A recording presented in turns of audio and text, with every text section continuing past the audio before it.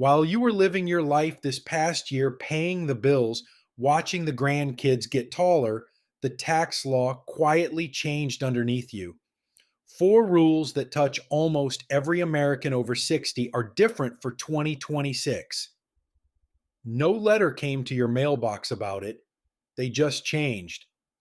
And here's the strange part almost nobody says out loud. Most of these changes are actually in your favor.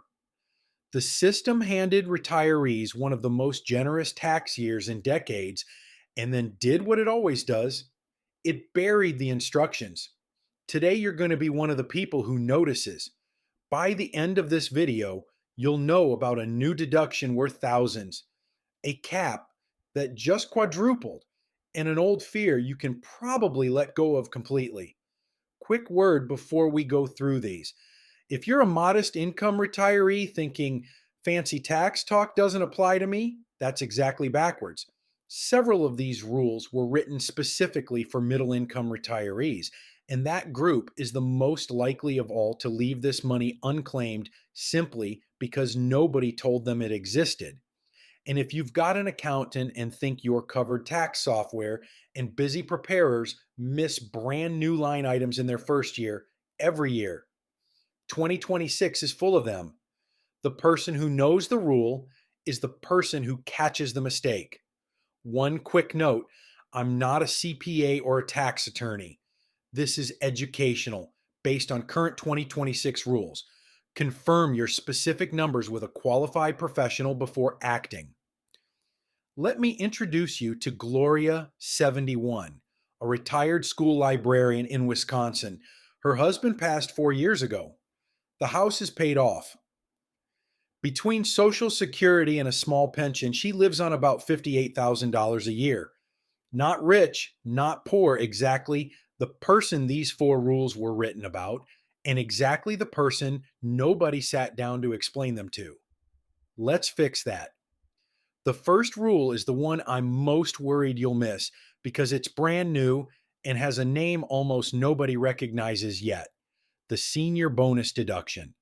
From 2025 through 2028, every American who's 65 or older by the end of the year gets an extra $6,000 deduction just for being 65. That's the whole qualification. Married and both 65 or older. That's $6,000 each, $12,000 off your taxable income. This is separate from the regular standard deduction and the old extra senior amount. It stacks on top of both. No itemizing, no receipts. It shows up automatically on a new form called Schedule 1AA, form that didn't exist on your return 2 years ago, and a form your software can simply skip if it's not updated. Here's the catch: it starts shrinking once your income passes $75,000 for a single filer, $150,000 for a couple, and disappears completely at $175,000 single or $250,000 married. Gloria, at $58,000, gets every dollar. If you're sitting near that threshold, once you add up your pension, Social Security, and any retirement account withdrawal, this is the year to know exactly where your number lands. One more thing worth knowing: this same income figure also drives your Medicare premium 2 years down the road, and that's a cliff, not a slope. Cross $109,000 as a single filer or $218,000 as a couple. By even a dollar, and your premium jumps for the entire year. One number, two completely different bills. The second change isn't brand new, it's a number that quietly got a lot bigger. For 2026, the basic standard deduction is about $16,100 single, $32,200 married. On top of that, anyone 65 or older gets the long standing extra senior amount, roughly $2,000 for a single filer.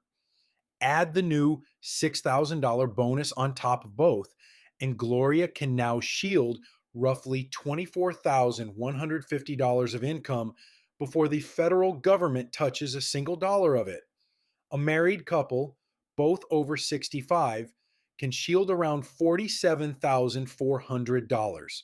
This matters enormously for retirees specifically because so many people over 65 live right around or below that exact number.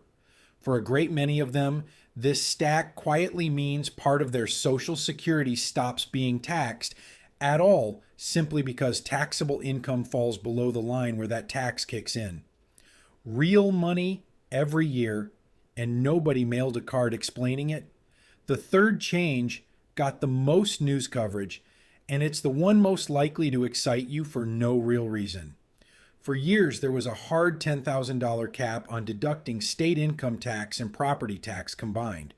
For 2026, that cap jumped to $40,400. Sounds huge, but it only helps you if you itemize. And itemizing only makes sense if your total itemized deductions beat that stacked standard deduction we just covered. Roughly $47,400 for a married couple over 65. So unless your property tax, state income tax, mortgage interest, and charitable giving combined add up to more than that, you're still better off taking the standard deduction, and the new $40,400 cap never touches your return at all. Picture Patricia and James in New Jersey paying $18,000 in property tax and $22,000 in state income. Tax, $40,000 total. Under the old rule, only $10,000 of that counted. The rest was lost. Under the new cap, all $40,000 counts real money for them. But for Gloria, with her modest paid-off home, this rule does absolutely nothing. Same rule.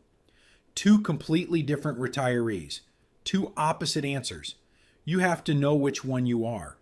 The fourth change is the quietest, and it lifts a real worry, but only if you understand what it does and doesn't cover. For 2026, the federal estate tax exemption is now permanently set around $15 million per person, $30 million per couple, rising with inflation. But two things sit right next to that relief that almost nobody checks. First, your state.